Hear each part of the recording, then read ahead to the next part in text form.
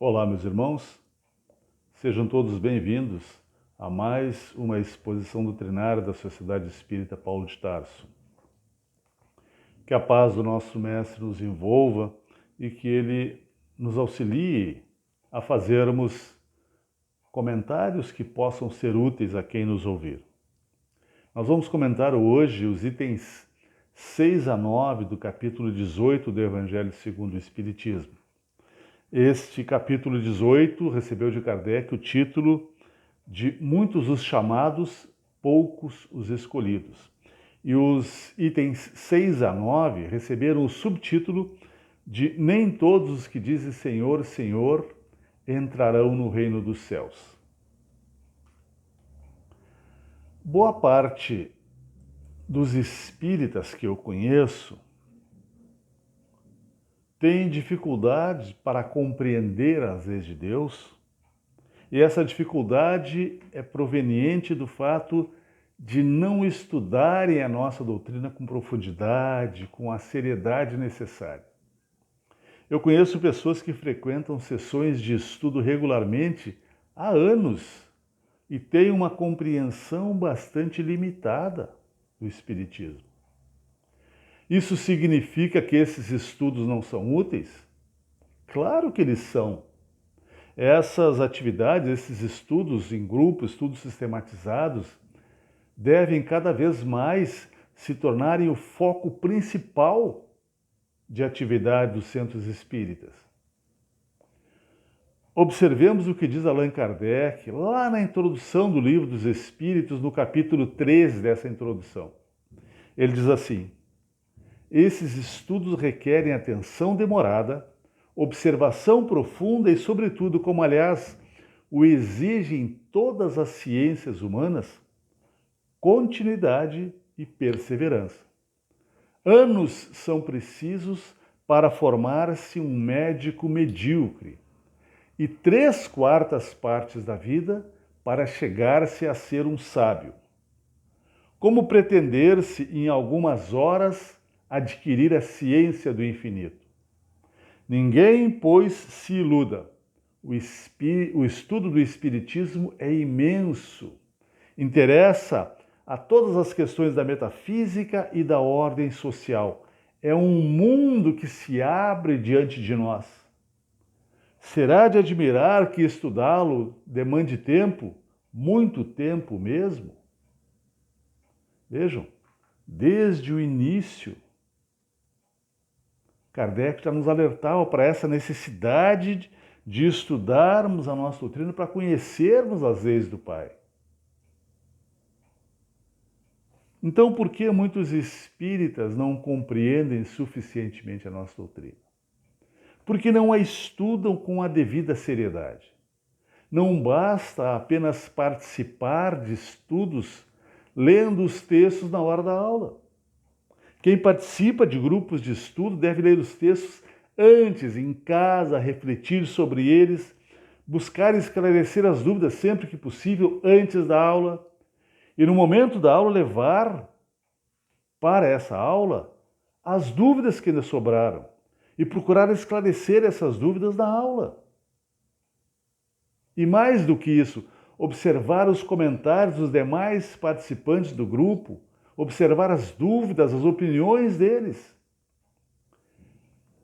Mas também se deve criar o hábito de ler regularmente as obras de Allan Kardec e as obras auxiliares, obras de outros autores, como Emmanuel, André Luiz, Leon Denis, etc. E por que se deve fazer isso? Para que não sejam aplicadas a nós as palavras de Jesus transcritas no item 6 deste capítulo 18. Observemos o que ele diz. Nem todos os que dizem Senhor, Senhor entrarão no reino dos céus. Apenas entrará aquele que faz a vontade de meu Pai que está nos céus. Muitos nesse dia me dirão, mas Senhor, não profetizamos em teu nome? Não expulsamos o demônio em teu nome? Não fizemos muitos milagres em teu nome? E eu então lhes direi em altas vozes, Afastai-vos de mim, vós que praticais iniquidades. Mas o Cristo diz mais ainda. No item 7, tem um texto retirado dos evangelhos de Lucas e de Mateus, em que Jesus diz assim: aquele que ouve essas minhas palavras e as pratica, será comparado a um homem prudente que construiu a casa sobre a rocha. Veio a chuva, vieram os ventos e a casa não caiu, porque estava edificada sobre a rocha. Mas aquele que ouve as minhas palavras e não as pratica, será comparado ao imprudente, ao homem insensato, que construiu a sua casa na areia. Veio a chuva, vieram os ventos e a casa ruiu, porque estava edificada na areia. Mas ele diz mais ainda. No item 8 tem outro texto do Evangelho de Mateus, em que ele diz assim: aquele que violar um desses menores mandamentos e que ensinar os homens a violá-los, será considerado último no reino dos céus. Mas será considerado grande no reino dos céus aquele que os cumprir e os ensinar. Então, por que nós precisamos conhecer as leis de Deus? É para não sermos castigados por Ele, para que Ele nos recompense, nos faça felizes? Nós passamos muitos séculos aprendendo que Deus nos castiga, que Ele nos recompensa, que Ele se irrita com quem o desobedece. Tem até um salmo do Davi, o Salmo 128 do rei Davi, que diz: bem-aventurado és tu que temes o teu Deus e fazes a sua vontade. Ora, eu tenho que temer a Deus, a personificação do amor, da bondade. Eu tenho que ter medo de mim, porque eu faço coisas que me trazem infelicidade e sofrimento. Deus sempre age em meu benefício, sempre age buscando me tornar um ser mais aperfeiçoado e mais feliz. Ele nos castiga tanto quanto um professor que no final do ano letivo reprova o aluno que não conseguiu aprender suficientemente as matérias estudadas. Na verdade, o professor, ele não castiga o aluno, apenas dá a este aluno as notas que ele mereceu de acordo com o seu aprendizado. E se não houvessem essas avaliações periódicas durante o ano letivo, a maioria dos alunos aprenderia muito pouco, porque a criança e o adolescente ainda não têm condições de compreender a importância do aprendizado para a sua vida de adulto. Inclusive, para que ele possa buscar uma profissão, uma colocação num mercado de trabalho muito competitivo. E ocorre o mesmo conosco em relação às leis de Deus. A gente recebe aquilo que fez por merecer. Não há recompensas, não há castigos, apenas as consequências daquilo que fazemos ou que deixamos de fazer. E se não houvessem essas consequências, de que forma nós iríamos evoluir? Se eu agrido, furto, roubo, mato, causo uma série de prejuízos aos meus semelhantes e não sofro nenhuma consequência desagradável, por que eu vou procurar modificar as minhas ações? Mas assim como ocorre nas escolas, em que os alunos que não conseguiram aprovação no ano que terminou vão ter oportunidade de aprender no ano seguinte aquilo que não aprenderam, aqueles que não aprenderam ou não praticaram as leis de Deus no final da encarnação vão ter uma nova encarnação na qual poderão fazer o que deixaram de fazer na encarnação que terminou ou corrigir aquilo que fizeram de errado. E quando Jesus nos disse que somente aqueles que cumprem a vontade de Deus entrarão no reino dos céus, ele estava nos ensinando que somente vivendo em harmonia com essas leis é que nós seremos espíritos felizes. Esse reino dos céus não é um lugar específico em termos geográficos, embora seja natural que espíritos moralmente atrasados sejam impedidos de entrar em mundos mais adiantados, onde só hajam espíritos equilibrados, até porque provavelmente espíritos atrasados moralmente iriam ser ponto de confusão, de perturbação num mundo mais evoluído moralmente. Mas mesmo que nos fosse permitido ingressar num mundo espiritualmente mais evoluído, isso não seria suficiente para que nós nos sentíssemos mais felizes. Observemos, se eu sou uma pessoa egoísta, como eu vou ser feliz num mundo em que os seus habitantes se sentem felizes justamente pelas oportunidades que eles têm de servir aos seus semelhantes sem receber nada em troca? Se eu sou ambicioso, como eu vou ser feliz num planeta em que as pessoas tenham o desprendimento das coisas materiais como uma das causas da sua felicidade? Se eu sou truculento, se eu sou do tipo que gosta de se impor pela violência, como eu vou ser feliz num mundo em que uma das causas da felicidade dos seus habitantes é justamente o fato de eles serem pacíficos, cordatos, viverem em harmonia uns com os outros? Se eu sou preguiçoso, como eu vou ser feliz num mundo onde o trabalho seja uma das causas de felicidade? Então observemos que não é o lugar que faz diferença. É como nós somos interiormente. Nós não vemos aqui na Terra pessoas inteligentes que nascem em famílias abastadas, que têm boa saúde e têm todas as condições de levar uma vida tranquila, sem problemas, e vivem às voltas com a justiça por não conseguirem ser honestas ou por gostarem da violência, de drogas e por criarem conflitos? Não há um lugar geograficamente determinado para que a gente seja mais ou menos feliz. Embora nos diga Manuel Filomeno de Miranda, no seu livro Tormentos da Obsessão, que depois do desencarne, nós somos atraídos para um lugar condizente com o nosso padrão de vibração espiritual.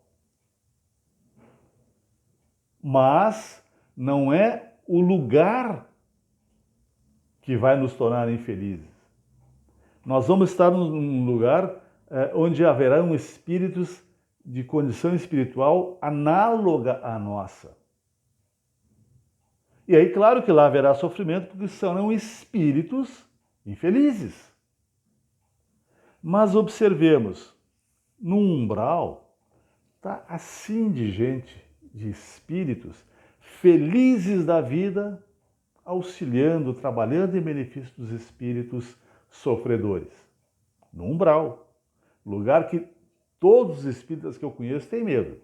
A maioria queria desencarnar e sair daqui direto para o nosso lar.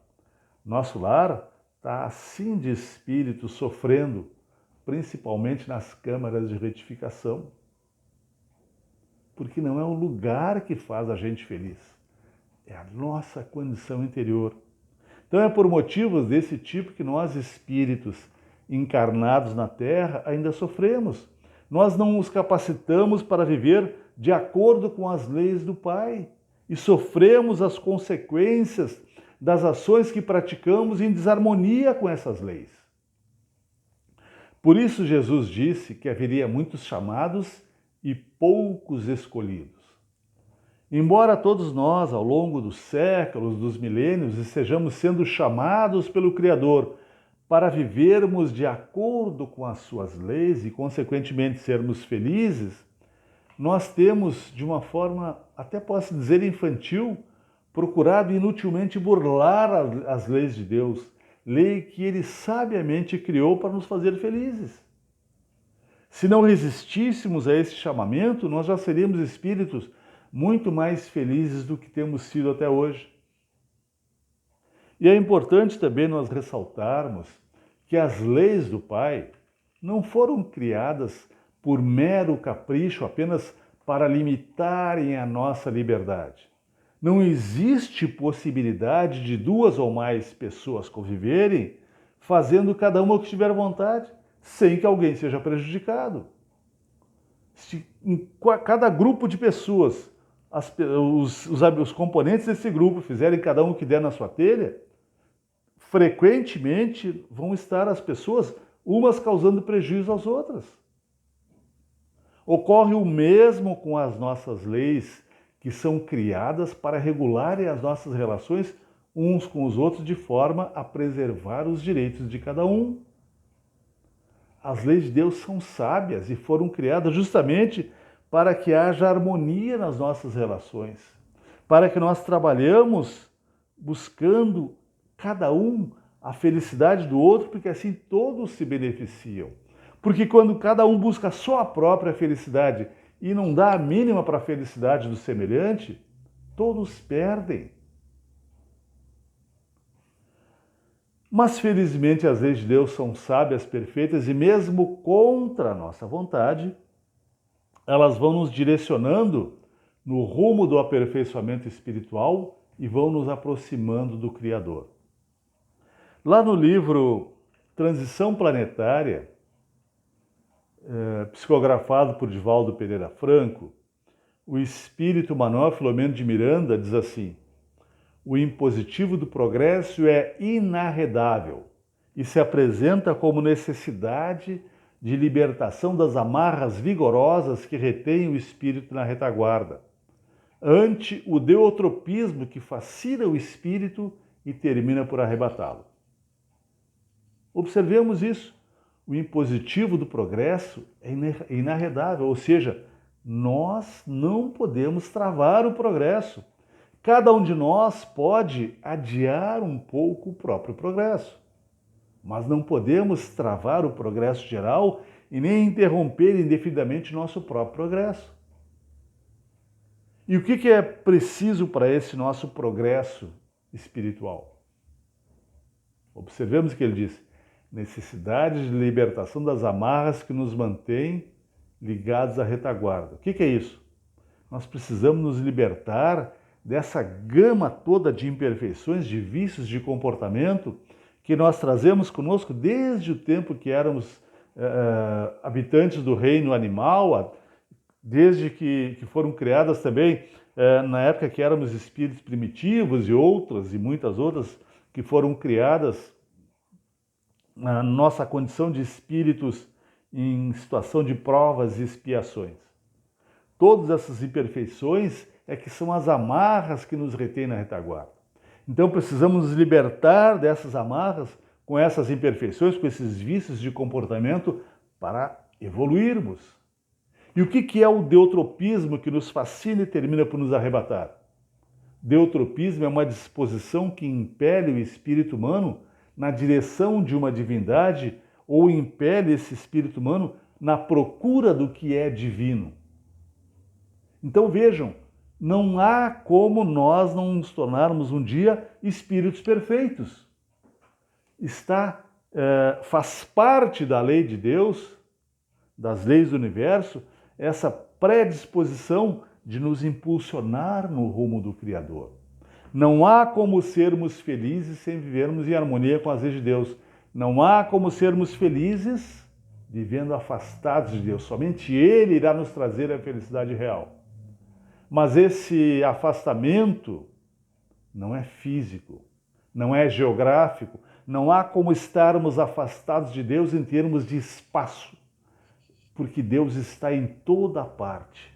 Esse afastamento é em relação às nossas condições interiores, ou seja, como nós somos moral e intelectualmente. Quanto mais evoluídos moral e intelectualmente, mais aproximados do Criador estaremos, não em termos de espaço, mas em termos de semelhança. E essa questão de vivenciarmos os ensinos do Cristo, ela é muito séria, ela é muito importante. Nós gostamos muito de criar sofisma, de disfarçarmos para nós mesmos as nossas mazelas. Quando estava preparando esse trabalho, eu lembrei de uma comunicação que eu ouvi há muitos anos na casa que eu frequento, uma comunicação mediúnica, em que o Espírito começou dizendo assim: essa história de ser cristão, de seguir os ensinamentos de Jesus, não é bem assim como a gente pensa. E eu disse: como não é bem assim? Ele disse: não, eu fui um pastor, eu pregava, eu ensinava o Evangelho do Cristo, E hoje eu não estou numa boa situação, eu estou numa situação de sofrimento.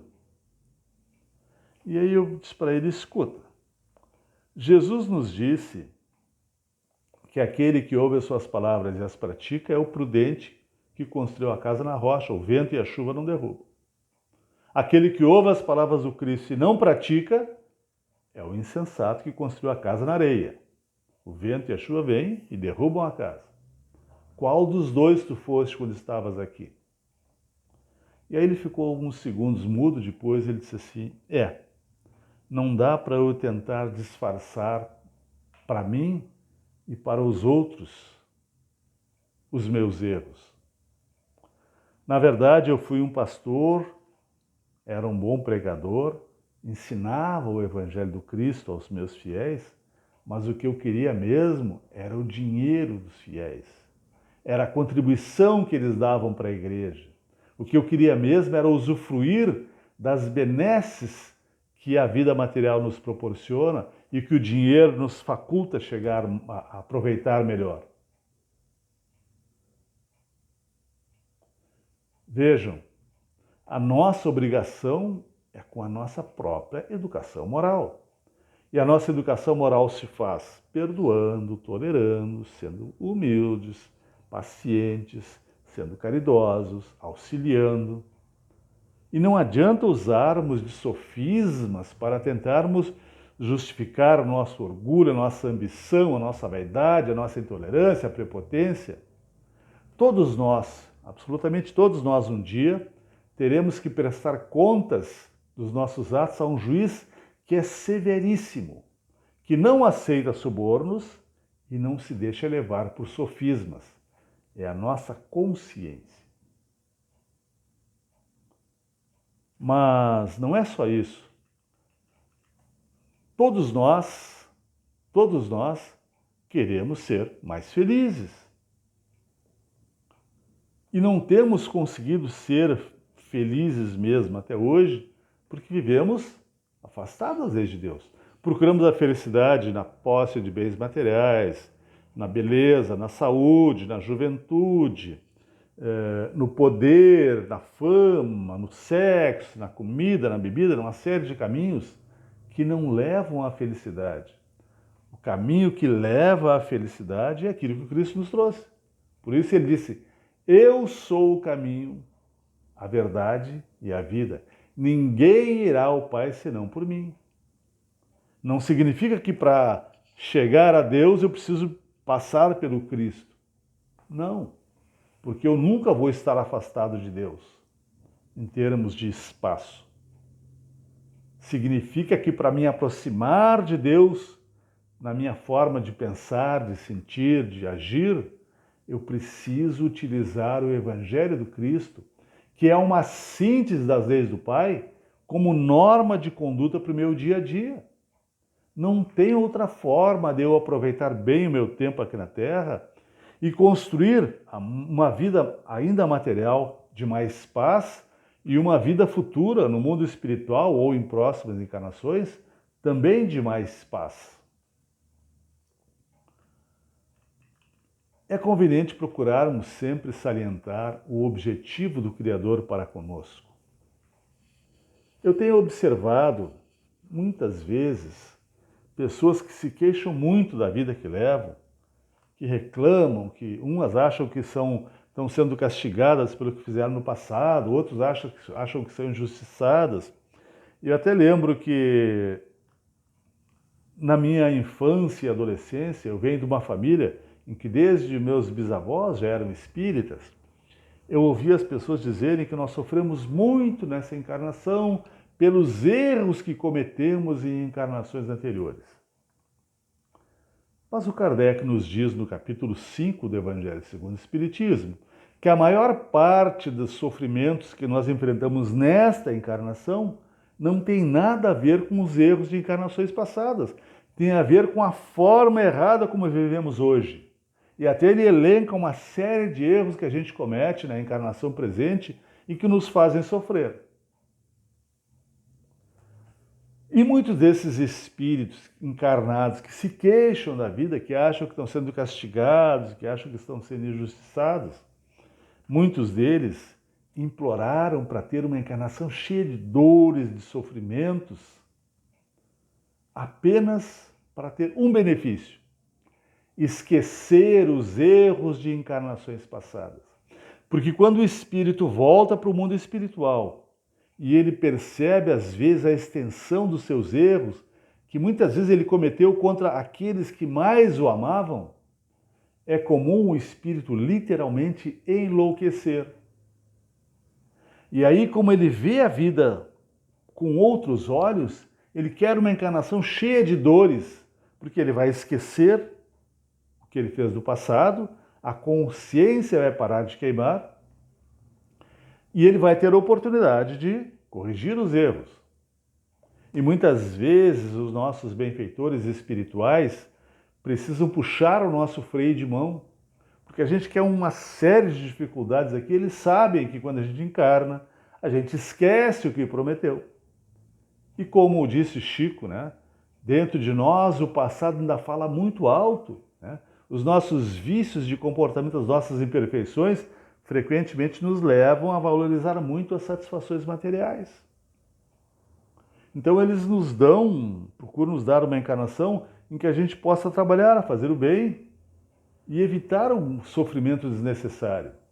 Porque Deus não nos põe no mundo material para a gente sofrer, Ele nos põe no mundo material para nós evoluirmos, para fazermos o bem, como diz a questão 860 do Livro dos Espíritos.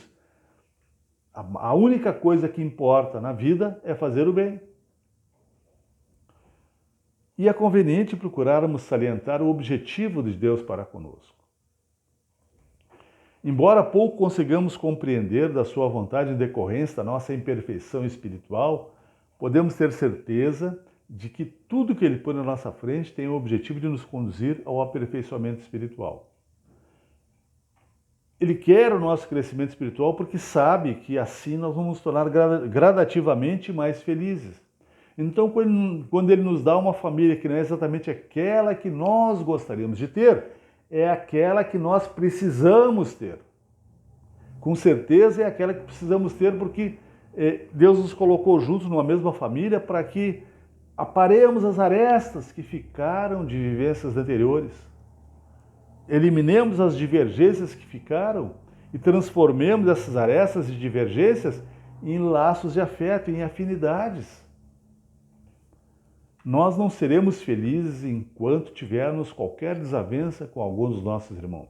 E Deus, que sabe disso, nos dá condições para eliminarmos essas divergências, para podermos prosseguir no rumo da perfeição e, consequentemente, no rumo da felicidade.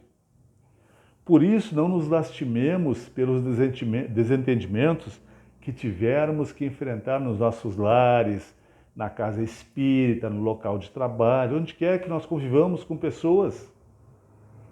É isso que nós devemos fazer aqui, nos harmonizarmos com os nossos semelhantes. Ao invés de nos queixarmos, procuremos ser o foco de entendimento no nosso lar, na casa espírita, no local de trabalho, na escola, onde quer que nós convivamos com pessoas, procuremos criar harmonia nos relacionamentos. Por quê? Porque Deus nos colocou ali justamente para isso, para que nós construamos a nossa própria paz e auxiliemos na construção da paz dos nossos semelhantes. O Cristo nos disse: "Vinde a mim todos vós que andais cansados, aflitos, sobrecarregados, que eu vos aliviarei. Tomai sobre vós o meu jugo e aprendei comigo, que sou brando e humilde de coração, e achareis repouso para vossas almas." E nós, na nossa visão paternalista de tudo, né, entendemos que, quando eu estiver sofrendo de dificuldade, eu faço uma oração e o Cristo me ajuda. E Ele realmente nos ajuda. Mas não era isso que Ele estava nos dizendo nessa frase. Ele estava nos dizendo assim, Júlio, quando tu estiver cansado de sofrer por viver fazendo bobagem, por viver afastado das leis de Deus, utiliza os meus ensinamentos como norma de conduta para todos os teus atos, porque assim a tua vida fica mais fácil. Começa a haver mais paz nesta vida e tu vai construir uma vida futura também de mais paz.